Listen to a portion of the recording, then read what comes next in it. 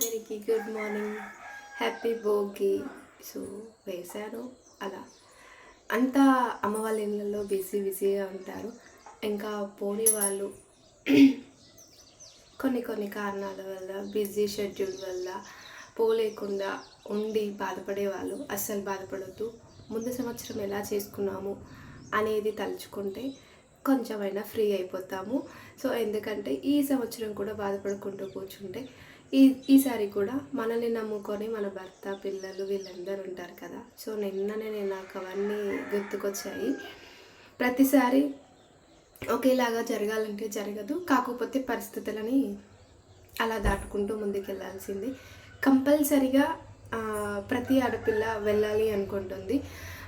ఏది ఏమైనా కానీ వెళ్ళండి. అమ్మ నాన్న అన్న తమ్ముడు ఉన్నంత వరకే మనకు జరిగే మర్యాదలైనా జరిగే మెమోరీస్ అయినా వెళ్ళండి.